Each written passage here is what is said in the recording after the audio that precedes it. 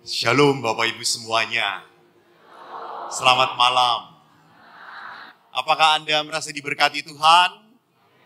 Syukur pada Allah.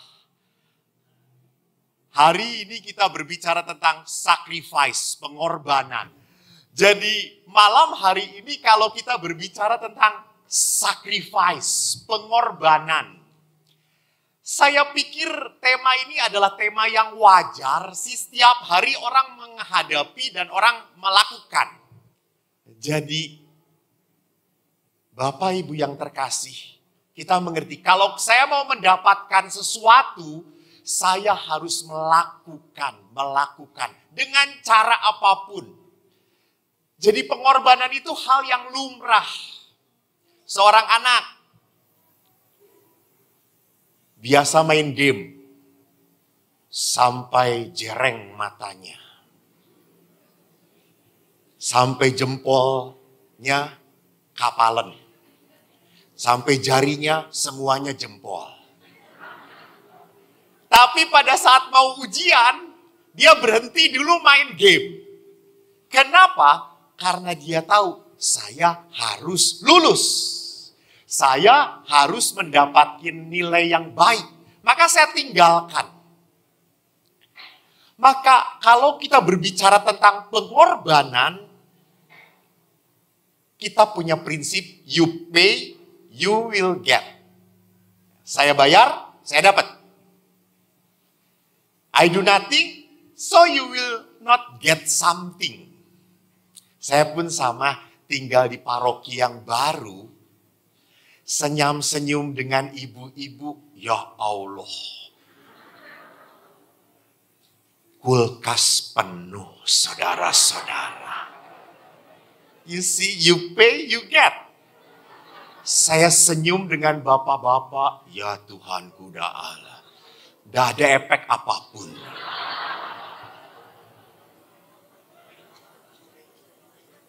Ibu-ibu itu kan langsung peka, aduh Romo sudah makan belum? Di pastoran kurang apa? Saya senyum, kurang gitu. You pay and you will get. Tapi pada saat saya mencoba untuk merenungkan pengorbanan, kalau pengorbanan, kata dasarnya apa? Korban. Lebih senang mana? Anda mengorbankan orang lain atau dikorbankan oleh orang lain? Lihat toh, anak-anak kejahatan nggak langsung menjawab. Kita lebih senang mengorbankan. Korban. Jadi korban itu waktu saya lihat di dalam kamus, korban itu berarti orang atau binatang yang menjadi menderita akibat suatu kejadian atau perbuatan jahat. Jadi pengorbanan itu kata dasarnya korban, pasti nggak mau. Tetapi waktu saya coba lihat sacrifice, kata dasarnya apa? Siapa yang tahu? Saya kasih hadiah. Asli. Salib dari Roma. Saya masih punya. 1, 2, 3. Syukur pada Allah. Tidak ada yang bisa menjawab. Utuh salibku. Sacrifice itu dari bahasa Latin, dari sacer.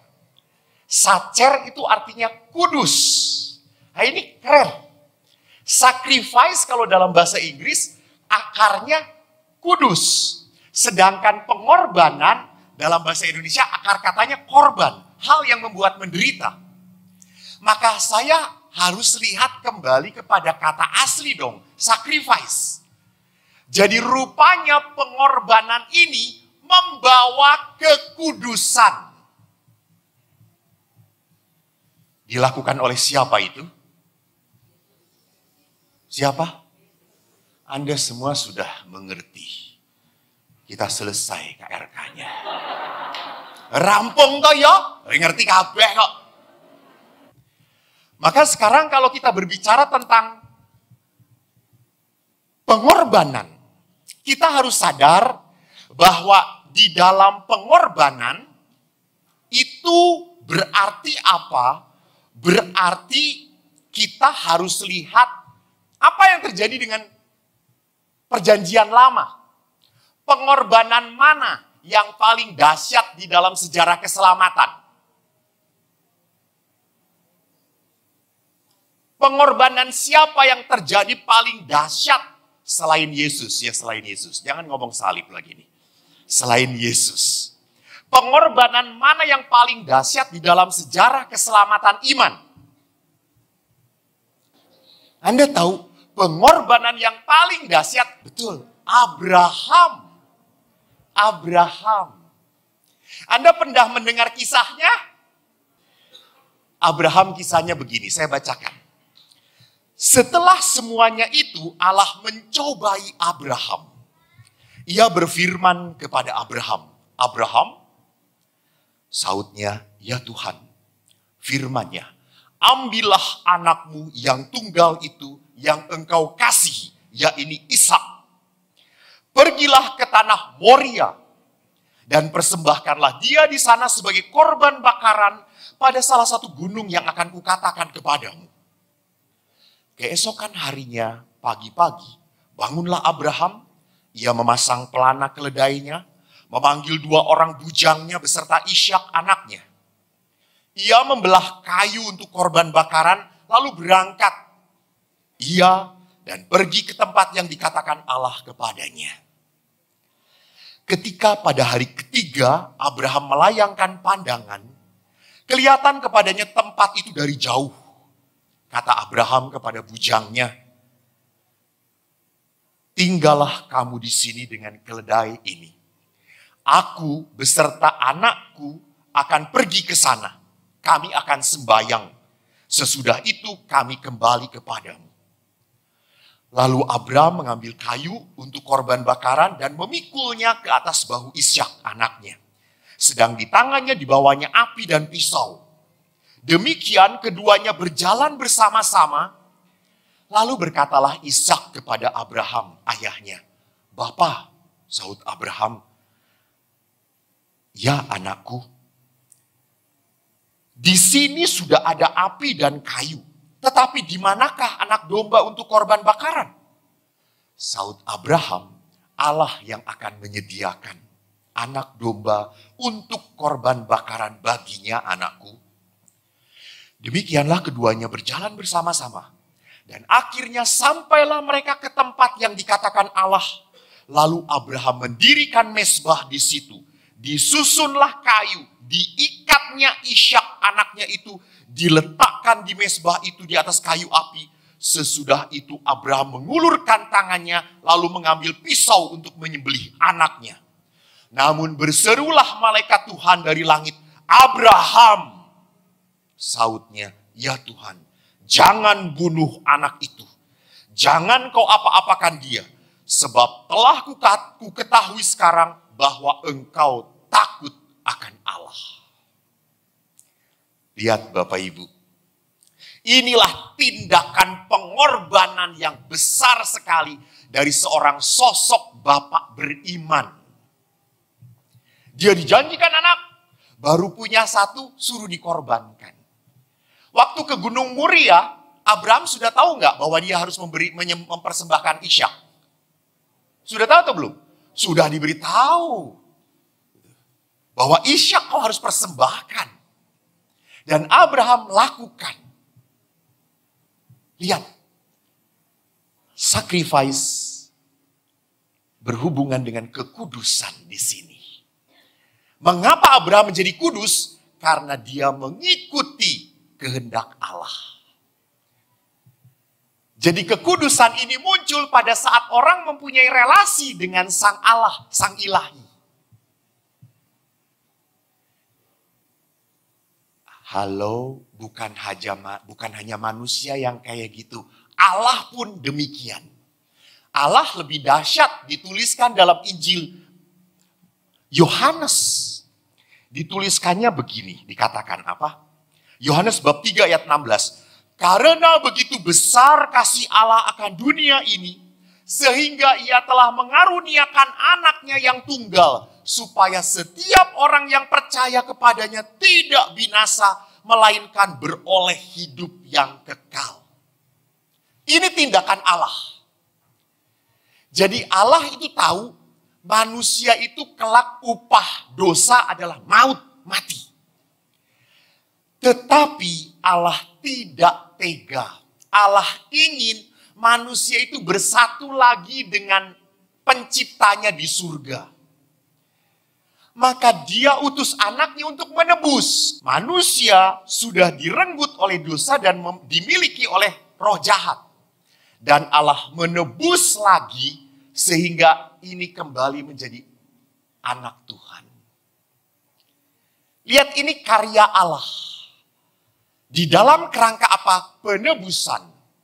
Maka kita bisa lihat di dalam nilai-nilai pengorbanan itu ada apa saja. Pertama, di dalam pengorbanan pasti ada satu. Saya yang akan saya berikan, kan mengorbankan itu kan berarti saya memberikan sesuatu. Itu pasti yang berharga. Pasti yang berharga. Itu pengorbanan. Maka seringkali suka aneh. Orang mengorbankan, saya mau nyumbang. Sumbangan ini pengorbanan. Apa yang disumbangkan, Pak? Baju bekas. Ini kan sudah tidak dipakai lagi, tidak berharga. Itu bukan pengorbanan.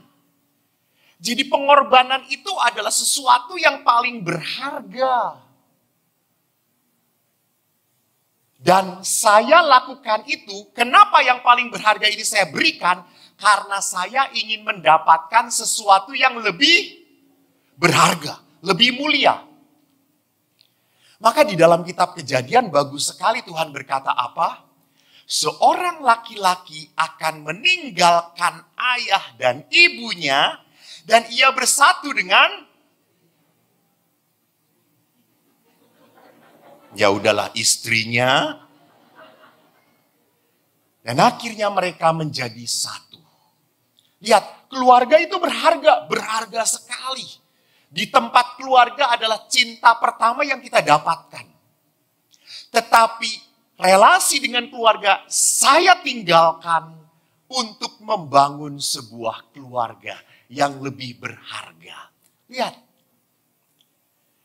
Jadi di dalam pengorbanan itu ada sesuatu apa? Gerakan untuk apa? Sacrificing, mengorbankan. Dan tentunya kita harus sadar. Pada saat orang harus mengorbankan, pasti punya penderitaan. Benar atau tidak? Berarti pasti kita kalau pada saat pengorbanan ada sesuatu yang hilang. Ada sesuatu yang hilang. Kalau saya sudah berkorban, ada sesuatu yang hilang dalam diri saya. Contoh, ada seseorang anak bertanya, Romo itu enggak kawin berkorban atau tidak?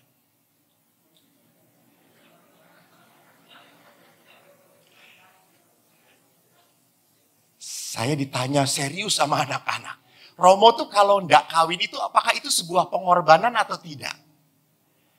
Saya katakan begini, nak, dulu waktu awal-awal saya jadi Romo, saya enggak menikah, itu saya lihat sebagai pengorbanan. Tetapi setelah saya menjadi imam bertahun-tahun mendengarkan konsultasi, Anda langsung tahu jawabannya ya. Tidak menikah itu anugerah terindah, saudara-saudara. Bukan pengorbanan, enggak. Jadi saudaraku, lihat yang terjadi bahwa di dalam sebuah pengorbanan, di dalam sebuah sacrifice, ada sesuatu yang hilang. Benar. Jadi memang di dalam, sekali lagi, di dalam sebuah pengorbanan ada dua hal tadi yang menarik. Bahwa ada sesuatu yang berharga yang saya berikan untuk sesuatu yang lebih berharga. Namun yang kedua pun di dalam sebuah pengorbanan ada sebuah hal yang saya kehilangan dan membuat menderita. Nah, menjadi masalah. Kalau saya berkorban untuk diri saya akan happy-happy saja, enteng melakukannya. Anda pun sama, sacrifice untuk anak-anak Anda. Anda capek bekerja, lalu pulang ke rumah, anak-anak cerita, "Ma, makanannya ndak enak, buatan mama enak banget." Pasti mamahnya akan langsung melakukan untuk anaknya. Dan dia sukacita pada saat sudah masak dihabiskan, senang. Ibu saya itu kalau udah masak senang sekali dihabiskan. Kami anak-anaknya menghabiskan bukan karena enak. Karena tidak ada pilihan lain. Selain dua, lapar dan makan. Ya sudah, kita makan. Jadi kita melakukan pengorbanan akan enteng, mengalir begitu saja kalau untuk orang-orang yang kita sayangi.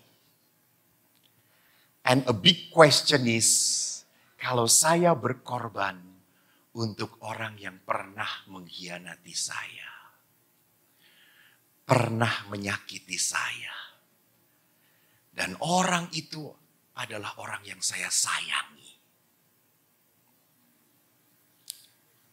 Ini menjadi sebuah sacrificing yang berat banget.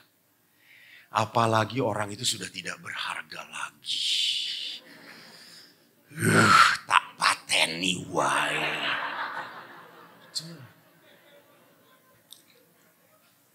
Apalagi kalau orang itu sudah tidak bisa apa-apa lagi dan Anda tidak tergantung pada orang itu. Ngapain orang itu ada dan gak ada di dunia ini, gak ada efeknya dalam hidup saya. Tetapi saya harus melakukan sesuatu pengorbanan untuk dia. Ini berat banget. Ini berat banget. Maka pengorbanan yang seperti ini tidak pernah boleh melihat pribadi orang tersebut.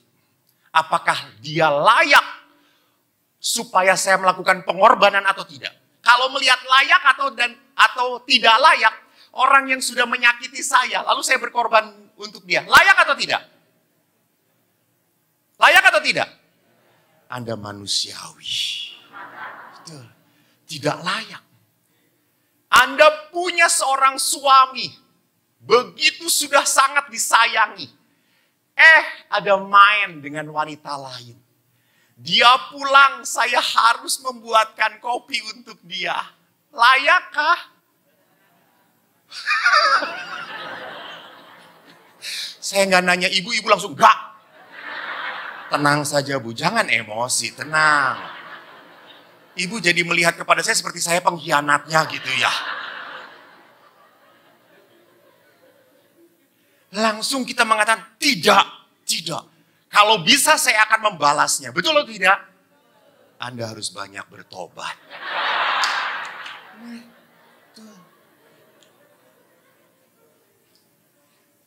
Jadi memang paling sulit sekali kalau saya melihat orang itu. Nah, saya punya cerita, kisah. Kadang-kadang saya tinggal, Romo gak ada ya, udah pergi ya. Dengan romo-romo yang gak pas di hati. Dengan teman-teman serumah. Yang tidak terlalu mudah diajak kerjasama. Yang kadang-kadang menjengkelkan. Tugasnya begitu mudah ditaruh kepada saya. Ada yang meninggal, Eko bagian yang meninggal, Eko yang meninggal. Ada sakramen perminyakan, Eko, jagoan dia. Jos kalau doa untuk orang yang meninggal. Memang saya terkenal jos banget gitu ya. Baru gini aja udah plak gitu ya. Belum perminyakan saudara-saudara baru gini. Tuhan, gubrak asah. Sudah Tuhan, selesai dia. Langsung saya telepon amal penguburan Katolik. Ukuran petinya siapkan gitu ya. Romo itu selalu hal yang berat kepada saya. Tetapi kalau diajak makan, saya tidak pernah diajak-ajak. Gitu ya. Saya kalau membaiki dengan teman serumah kayak gini, menarik atau tidak? Tidak menarik. Tetapi saya tidak boleh melihat dia. Saya berkorban untuk dia. Saya berkorban untuk sesuatu yang lebih mulia. Ini bedanya. Ini sacer, ini kekudusan. Ini pengorbanan yang membawa kekudusan. Jadi saya berkorban untuk Bapak. Bukan karena saya melihat Bapak. Bukan karena Bapak sudah melakukan sesuatu yang baik untuk diri saya. Tidak. Saya melihat sesuatu yang lebih mulia. Apa? Saya kaget seorang ibu di paroki kami. Punya 3 anak. Punya suami yang dia sayangi. Dia sangat berbakti pada suami ini. Dan apa yang terjadi? Suami ini pergi meninggalkan mereka. Jadi bukan hanya meninggalkan istrinya, anak-anaknya ditinggalkan untuk menikah dengan wanita lain. Dan wanita ini hanya menginginkan apa? Cien. Cien.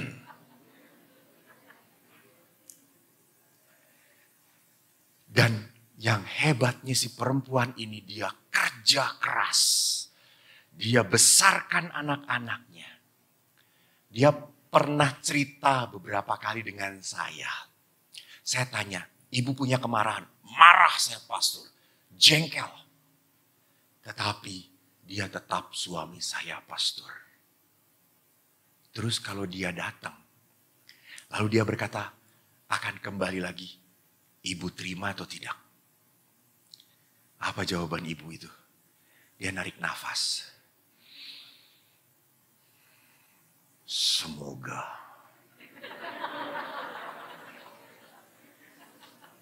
Jadi saya sudah mengerti kalau pulang mungkin nyawa Bapak ini tidak tertolong.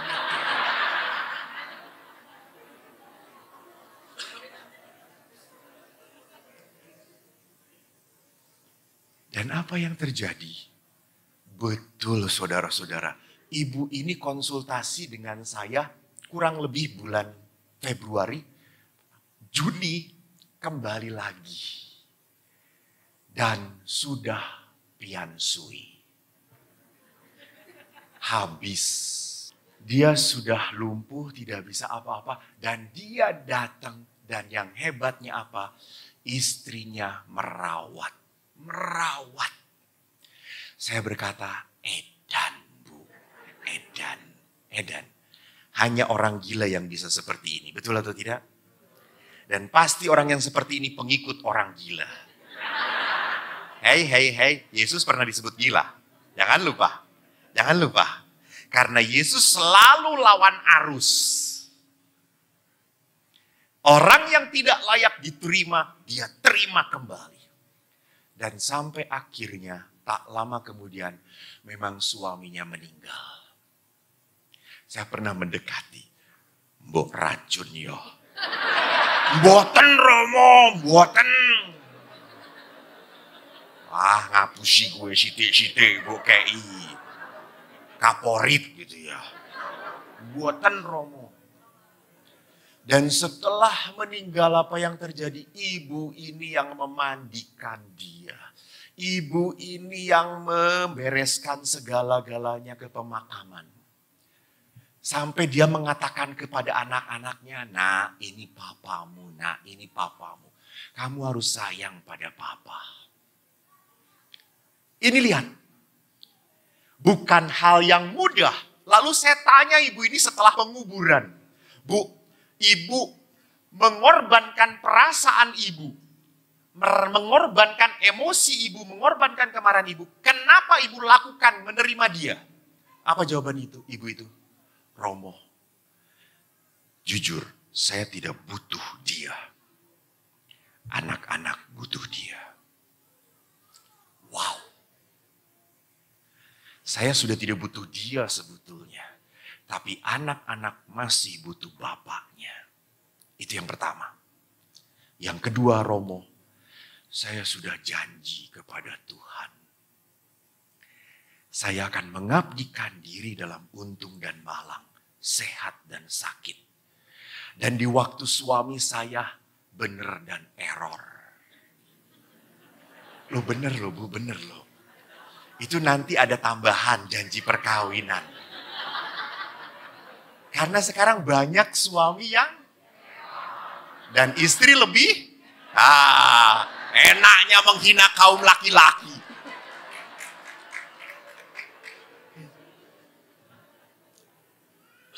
Jadi perhatikan, ibu itu mengatakan apa? Saya sudah janji kepada Tuhan dan janji saya tidak mau saya cabut. Karena saya berjanji dengan Tuhan. Biarkan saya damai. Ini lihat. Dia melakukan pengorbanan untuk yang mulia. Bagi dia yang paling berharga itu apa? Iman dia, Katolik dia, Tuhan. Itu yang paling berharga. Maka, kalau ada orang-orang yang tidak bisa mengampuni, tidak bisa memaafkan, tidak bisa berkorban, kenapa sampai terjadi seperti itu? Bisa terjadi dalam hidup dia, Allah dan iman bukan hal yang berharga. Maka dia bisa gadaikan begitu saja. Bebas. Jadi kalau Anda merasa bahwa janji saya adalah hal yang berharga bagi Tuhan, itu yang harus menjadi motivasi saya untuk berkorban. Walaupun dia tak layak untuk saya. Tidak layak untuk saya lakukan kebaikan bagi dia. Jadi saya melakukan sesuatu demi tujuan yang lebih mulia, lebih agung, lebih kudus, lebih berkenan kepada Tuhan. Nah, saudaraku, bagaimana pada saat kita melakukan sesuatu untuk yang lebih mulia, lebih berkenan kepada Tuhan, maka tanpa sadar akan muncul keikhlasan, kerelaan, keentengan. Karena tadi dijalankan karena saya tahu Allah itu lebih berharga dari saya. Kemauan Tuhan itu lebih berharga dari saya. Mari kita lihat di dalam kitab suci. Dikatakan pengorbanan semacam apa yang berkenan kepada Tuhan. Saya lihat 3 versi. Samuel, Yesus, Paulus. Samuel di dalam kitab pertama Samuel ayat 15 berkata gini. Apakah Tuhan itu berkenan kepada korban bakaran dan korban sembelihan sama seperti kepada mendengarkan suara Tuhan? Sesungguhnya mendengarkan lebih baik daripada korban sembelihan. Memperhatikan lebih baik daripada lemak domba-domba jantan. Yesus sendiri ngomong begini, memang mengasihi Tuhan dengan segenap hati dan dengan segenap pengertian dan dengan segenap kekuatan dan juga mengasihi sesama manusia seperti diri sendiri adalah jauh lebih utama daripada semua korban bakaran dan korban sembelihan. Yesus ngomong begitu. Dan yang terakhir Paulus berkata, saudara-saudaraku, demi kemurahan Allah, aku menasihatkan kamu, supaya kamu mempersembahkan tubuhmu sebagai persembahan yang hidup, kudus, berkenan pada Allah, dan itulah ibadahmu yang sejati. Jadi kalau kita melihat apa yang diajarkan di dalam kitab suci, kalau kita ingin hidup lebih luhur, lebih mulia, kita harus apa? Kita harus mengubah cara pikir kita, cara bertindak kita, cara kita berbela rasa dengan pola hidup beriman. Sebagai seorang beriman, cara pandang kita, cara tindakan kita, cara merasa kita, maka harus seperti Bapa, seperti Allah. Ini tuntutan. Maka di dalam Injil, Yesus benar-benar punya targetnya hebat banget untuk itu, untuk hidup kita. Hendaklah kamu kudus. Kenapa? Karena Bapamu adalah kudus. Jadi kita tidak pernah boleh hidup di dalam iman yang rata-rata. Alah, susahlah berkorban untuk orang itu. Susahlah memaafkan orang yang sudah seperti itu. Wes raiso, enggak bisa. Saya harus melakukan sesuatu yang berat. Itulah sacrifice. Itulah kekudusan. Itu membawa kekudusan. Maka bagaimana kita bisa meneladani lewat Yesus? Pertama, Sewaktu Injil Lukas bercerita tentang Yesus di taman. Dia berdoa di taman apa? Getsemani. Dikatakan oleh penginjil Lukas, tetes-tetes darahnya seperti apa? Ngomong aja gak apa-apa. Tetesan-tetesan keringatnya seperti darah. Langsung dokter tahu, kebalik. Betul. Tetesan keringatnya seperti darah mengalir. Begitu ketakutan Yesus. Tetapi setelah berdoa begitu kusyuk, penuh ketakutan, apa yang dilakukan oleh Yesus bagus banget. Yesus dikatakan oleh penginjil Lukas apa? Dalam Lukas 22:45 ini akhir dari doa Yesus. Yesus bangkit dari doanya. Ia menyongsong. Ia hadapi Yudas. Ia hadapi para imam-imam ahli-ahli Taurat yang mau menangkap dia. Dia bukan bersembunyi, tidak. Dia hadapi. Itu yang pertama. Jadi Yesus itu tidak takut dengan penderitaan. Dia menyongsong. Yesus tidak takut dengan pengorbanan. Yang kedua, apa yang terjadi waktu Yesus diolok-olok? Waktu Yesus dicemoohkan, waktu Yesus ditampar, apa yang dilakukan oleh Yesus? Seperti Anda, Yesus diam saja. Anda sangat menghayati ya hidup Yesus rupanya ya. Kagum saya ini. Betul. Benar, Yesus diam saja. Dan ingat, Yesus tidak terbalik. Kalau kita kan bedakan kalau manusia, kalau kita diolok-olok, apa yang selalu kita katakan? Lakukan lagi. Buat pembelaan. Kita langsung cepat ingin ngebales. Misalnya status WA, kenapa sih kamu diam aja? Emangnya yang rame siapa? Gitu. Kamu kan yang nantang. Rame jadinya gitu ya. Yesus tidak. Yesus diam saja. Kenapa? Karena Yesus tahu dia menerima apa yang Tuhan mau. Apa yang Tuhan mau. Ini caranya Bapa. Ini caranya Bapa untuk menyelamatkan saya. Ini caranya Bapa untuk membawa kekudusan kepada manusia. Maka Yesus diam saja. Taat. Dan ketiga, lihat pada saat Yesus menerima kesakitan, kepahitan dengan lapang hati, membuahkan pengampunan. Pada saat Yesus sudah dicambuki, sudah diludahi, sudah dipaku, kekerasan itu dia terima dengan lapang hati. Dan akhirnya membuahkan pengampunan. Ya Bapa, ampunilah mereka. Karena mereka tidak tahu apa yang mereka perbuat.